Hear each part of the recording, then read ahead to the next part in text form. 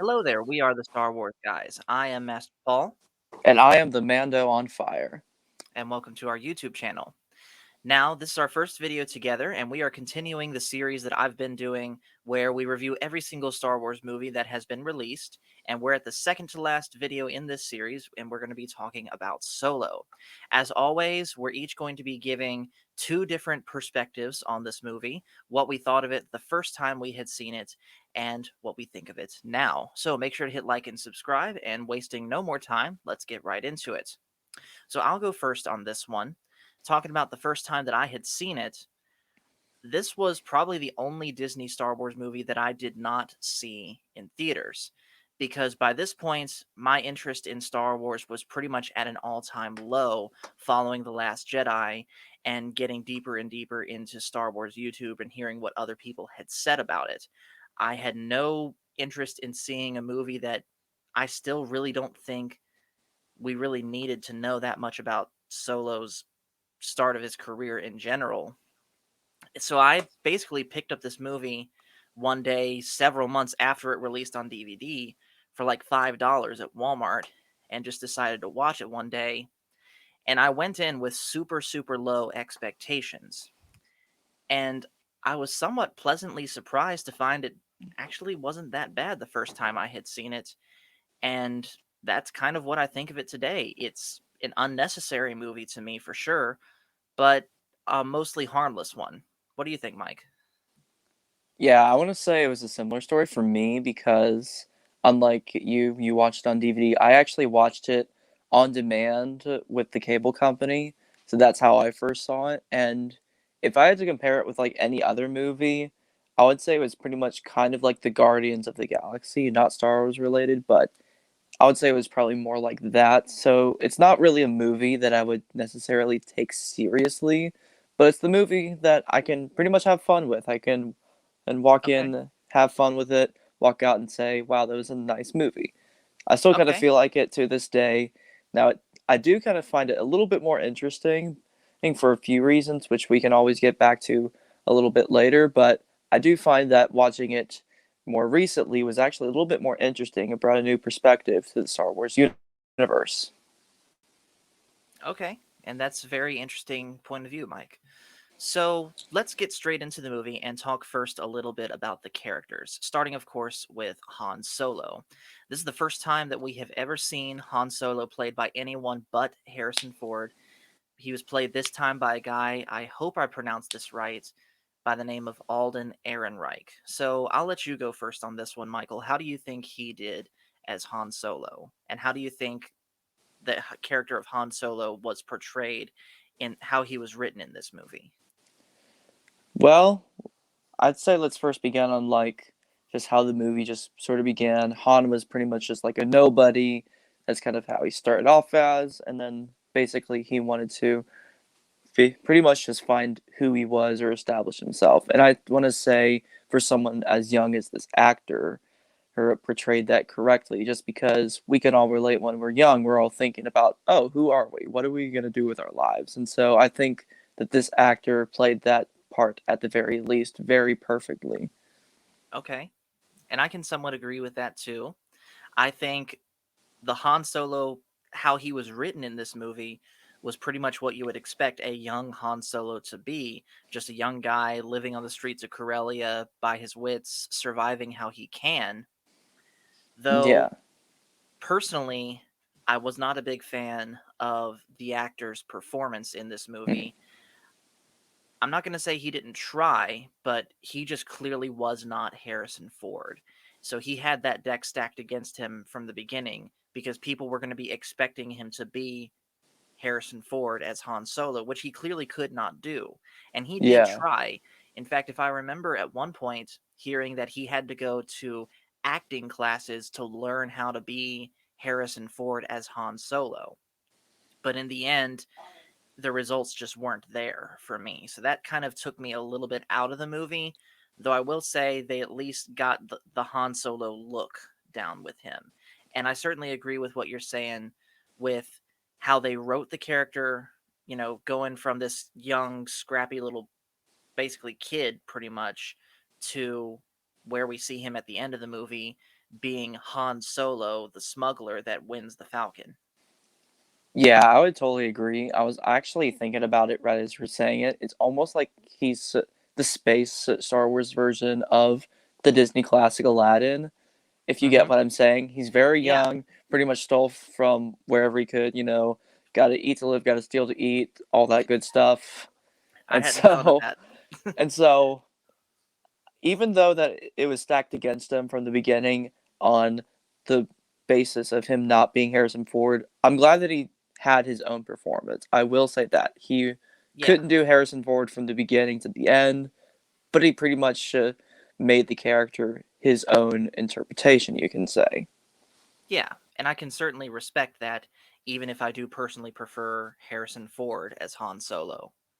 Yeah, I agree. So, moving on to the next character, and kind of in the same vein as what Alden Ehrenreich did with Han Solo, what did you think of Lando in this movie? Both how the actor portrayed him and how the character was written in this movie. I want to say that I've actually seen this in particular actor before. I want to say his name is Donald Grover, Yes, if I'm Donald correct. Glover. Donald Glover, Glover. Glover, that's right. So I've seen him in like The Martian as kind of like the nerdy kid, but in this one he was pretty much like the complete opposite. And I want to say it kind of leads me to one of my favorite parts of the movie when they're first at the poker game. They're all kind of talking crap about each other, talk smack talk. Kind of Yeah, I want to say that was like one of the selling points for me as he was playing Lando, just because Lando, who in my opinion is not too far off from Han Solo, he's kind of a little bit cocky, a little bit arrogant, and I think in that scene in particular is where we get to see that as they're kind of talking trash to each other while enjoying a yeah, game of poker. yeah. I definitely think that Donald Glover did a much better job as Lando than Ehrenreich did as Solo. And I really don't Mm-hmm. have any problem with how the character was written either, other than the fact that he barely really does anything in this movie beyond that poker game. He pretty much stays on the ship the whole time while the rest of the crew is going out after the coaxium on Kessel. He's just there doing his little data journal, whatever that is, until he realizes that there's a riot going on outside, and then he gets involved. And then when it You comes time for mean, them to fly away, he's injured, so he really can't fly. yeah. Well, he also does one other thing. He also argues with his droid like an old married couple. That is true, and that's actually a very good transition into our because that's the next character we're going to talk about, and I have a lot to say about this one. So we're of course talking about L3, and even though I don't like her, even though I don't like her, I also think she's not the worst character. I think for me personally, I dislike Vice Admiral Holdo way more than I dislike this character. Yes. Though I will 100% agree that I will go on record to say that this character is more annoying than Jar Jar Binks. Just Yeah. because I get having I understand having a character that's a droid that's about rights for the droids. I think Mm-hmm. that's an interesting gimmick to Yeah. have for a character, but if that's all that they talk about, it gets old really quick for me. Yeah. So, I think they way overdid that with L3, not to mention weirdly making Lando attracted to a droid. Like how does that work? Yeah, I have no idea. So I really can't answer that question. But I want to say, furthermore, on the subject of like comparing her to Jar Jar Binks, a lot of people, especially now, will say that Jar Jar Binks was probably a wasted character. However, let's compare the two. So Jar Jar is annoying, but he was wrote to be like that because he was comic relief. He was Exactly. made to do that. But for L3, she I want to say that there's a trend going on where there's a lot of people who like to play these droids that are pretty much roasting each other. Like, for example, K2SO, very well written character Mhm. who likes to totally talk smack about people. Yeah, And for but for K2SO K2SO did the whole smart mouth droid thing way better than L3 though. Yeah, and for L3, she really just forced whatever she had. It wasn't even meant to be funny, but it was meant to trigger people, which I want to say, mission accomplished, but you got to do better than that. Yeah. Like you said, there's nothing wrong with this weird concept if it was executed a little bit better. Yeah, like with just a little bit more subtlety than what we got. Yes. And then shifting off of L3 now, let's talk a little bit about the bad guys now. Starting off with Beckett as the guy who starts out as Han Solo's mentor, but then later betrays him, played of course by Woody Harrelson. Mm-hmm. Um, I think first off, this was like probably the best casting out of anyone in this movie. That Woody Harrelson plays the old jaded smuggler mentor that really is only in it for himself and he'll betray anyone. I think Woody Harrelson was perfect for that role. Yeah. Though how he went about the betrayal, basically that whole big betrayal bit at the end where everyone's betraying, there's a double betrayals, triple betrayals. It It just got got a really little confusing. it was too much because you have you have basically Han and Kira going into Dryden Voss's lair with what Dryden thinks is the real coaxium, but it is the real. Wait, no. See, I'm getting confused about it Yeah, now. so basically what What? happened is that Han brought in the coaxium, and so Dryden thought it was the Yes, fake coaxium, but it ended up being the real coaxium in the first place, and that was the exactly, bargaining tool exactly. that Han had.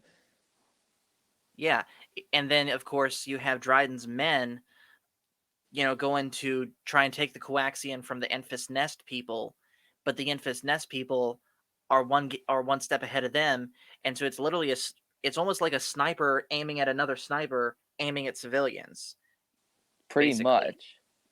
Like you're watching them, I'm watching you watching them. Yeah. Now, I will say So, this about Beckett. There is actually a little something in the movie that could have been done a lot better. So, there was a part in the movie where they were trying to steal coaxium from a train, and a bunch of mhm, stormtroopers that have like magnetic feet. He had to decide to pretty much stop them. And right? Beckett, in this case, also had a wife with him, or a girlfriend, significant other, whatever you want to I think say. I think it was girlfriend. I think it Okay, was girlfriend. girlfriend. We'll just say that.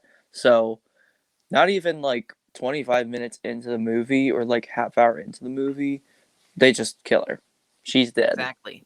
Game over. Like And I like feel like that this was actually pretty awkward because it was just there. It just happened. There's like no purpose to it. So I think what could have happened in the later scene of the movie is that they kill off the girlfriend and then probably have a flashback point where Dryden is explaining that Beckett is a traitor, to where Beckett is talking to Dryden after Beckett's girlfriend died. I think that's like a yeah, better way that could have been done, but I think that's part about Beckett's story was just a little awkward. Other than that, I think he agreed. was a well written character. Agreed. Like pretty much all of Beckett's crew, but from the girlfriend to the monkey dude, Yeah, they were just kind of there, basically just there to die. And I get yeah, someone's got to die in the movie so that there's actually some stakes and there's some sort of way to loss because obviously Han Solo and Chewie are not going to die in this movie because they're in later movies. clearly. But at the same time, it's just like why are we supposed to care about these people when we're here to see Han Solo and Chewie? Hmm. And that's kind of harsh to say about them, but that's just the truth of it. Yeah. Not to mention, I think it's a little bit goofy, and we're kind of shifting off of Beckett now and just talking about the story in general, but I think it's a little bit goofy that they were using a train to haul that coaxium. Like, was there a specific reason that they had to use a train instead of just a ship? Well, Because well, let's face it, if they were using a ship, that would have been a much easier steal for Han and hmm, Chewie and Beckett and all of them yeah, to hijack a ship than it would be to decouple a train and lift it off the tracks with another ship. yeah. Well, actually, I just had a thought about that where it's commonly known that Star Wars was based off like old westerns. You know how in some of the westerns there's like a train heist where they tie a Yes. person to the road Yes. and they steal from the train. I think that's what they were going for, and You're I want to right. say it was very creative in my opinion, because like you said, they could have just stole a ship, take the coaxium, blow up the ship or whatever, but instead they do a train. So I think that's the inspiration that they were going for. Okay. I could somewhat see that, but at the same time, it logically it just doesn't make sense for me where in a world where ships are prevalent, ships that can fly are prevalent, that they would downgrade themselves to use a train. Keep in mind, Yeah. this is also the Empire we're talking about. They can afford to make ships that haul the coaxium, and yet they choose to use a train with really no explanation in the movie why. Yeah, that makes sense. But I guess if that's how they want to do it, that's how they want to spend their money. So be it. Hmm. So let's talk a little bit now about the end of the movie. So we find out again, going back to all those betrayals. This is the final one that Kira promises she's going to leave with Han, but ultimately doesn't and claims, the leader of Crimson Dawn for herself. And then she gets into a call with Darth Maul. Now, first off, what did you think of seeing Darth Maul in this movie at all? I think it was. I actually don't know what to think, other than obviously Darth Maul's gonna look very different because he's very old. Well, old-ish, I want to say. Not really Yeah. sure how old he is, to be completely honest. But it was very interesting because there was a little bit of dialogue about how Kira, the love interest at the time that Han had, takes Hmm. the throne of Crimson Dawn, is talking about how well, Dryden died, and then Maul's basically saying, "You and I are going to be working a lot closer together." So I Yeah. think with that line, it's entirely possible that we could see Maul again. Now, a lot of the fan base could be divided on like, should this happen? Just because we saw Maul die in Rebels and pretty much Right. have a satisfying end to Maul. But then again, one could argue, hey, he came back in season 7 or the last season of Clone Wars, so they very well could That bring is him back. true. Yeah, it's not an issue of it of, the timeline. It's just an issue of, and this is kind of where we start to wrap up this video, that Solo was kind of a disappointment at the theaters, and yet they tried so hard in this movie to bait a sequel that personally it's not an issue of whether I want to see that sequel. I just don't think it's going to happen. Yeah. Like at the most, we might get something in a spin-off show, like maybe we get a little bit in the Kenobi show where Maul comes back and we see a little bit more Crimson Dawn, there. But Hmm. personally, I kind of doubt it because I doubt they're going to put Maul in the Kenobi series given the ending that he had in Rebels after the Kenobi series. You know, Yeah. I very much doubt that if we get another battle between Obi-Wan and Maul in live action, it's stupid Yeah. at this point basically just to be like, "We'll meet again, Obi-Wan." Yeah. And on top of that, even though this is a little bit off topic, but in regards to the Kenobi show, they pretty much confirmed that the fight of the century is going to happen, in which some fans are saying it's going to be Obi-Wan versus Darth Vader Yep, again, which is going to I've lead seen to that. another continuity error where Vader That's and that's a Kenobi whole that's a fight discussion for another again. time. That's a Yeah, it discussion for is. another time. Yeah, it is. But you see what I mean? Like, Right. But it was, getting back to what I was saying though, in conclusion for this video, Solo, despite the fact that it really wasn't as bad as we thought it was, clearly suffered at the movies, yeah, and The Last Jedi is to blame for that because like I said in my last video, The Last Jedi has divided the fan base to a point beyond anything the prequels could have ever hoped to divide the fan base. yeah, And Solo was the first casualty of that because after that, all the hardcore fans that were getting made fun of by the people that liked The Last Jedi and the people that made that movie, they just didn't care about Star Wars anymore and thus didn't want to go see Solo. Again, arguably Yeah. a movie that, despite it being not bad, was it really necessary? And Yeah. I'll count myself in one of those that didn't go see Solo. Yeah. But then again, to end on a kind of lighter note, was it a bad movie per se? Not exactly. Was it a movie that you could have fun with? Absolutely. Yeah, You know, depending because it has its funny moments, like I said, when Han and Lando are talking smack to each other, and when you it see the does for castle sure. run, and for the first time when it was mentioned in episode 4, you get to see what happened, and it's like Right. on the edge of your seat. It's almost like you're there with Han when you see the castle run. You're right. But again, a lot of people just didn't care after The Last Jedi, and especially after they learned that, kind of getting back to what I was talking about with Lando and how he was somehow attracted to L3, somehow the writers of Solo were taking that and trying to push, they're still trying to push that because of this, Lando is somehow a member of the LGBT community in Star Wars, which, Yeah, why of all people Lando? Like, why not make your own character that lives that sort of lifestyle, build them up from scratch, tell their story over time, same as what George Lucas did with Luke, Han, and Leia. And over time, maybe people will come to like that character instead of taking a character that's already established and retroactively changing something about them that arguably we really don't need to know that about them to begin with. yeah. I honestly can't answer that, but I want to say just in context to like episode 5, 6, and 9, which we're going to talk about 9 a little bit later. I guess Spoilers you for can, episode 9. yeah, I guess you can say that the Lando character really didn't follow through with that sort of mentality just because you don't see it in those other movies except for Solo. So Right. you can decide what you will about like is Lando still part of it? Is he not still part of it? Did he grow out of it? Is there something in canon to go with this? You can Well, decide. yeah, and right now we don't know. So that's where we're going to end this video. Again, thank you folks for watching this. Make sure to hit Yep. like and subscribe if you haven't. Better This is going do to be it. a yes, thank you. This is going to be a double upload day. So me and Michael just got finished and talking about watching Solo. We're about to go watch Rise of Skywalker, and then we're going to jump straight into the video on that. So hopefully both of these videos will be uploaded about the same time as each other. So make sure to hit again, like and subscribe if you haven't so that you don't miss those. And we will see you guys later. Thank Yep. you very much.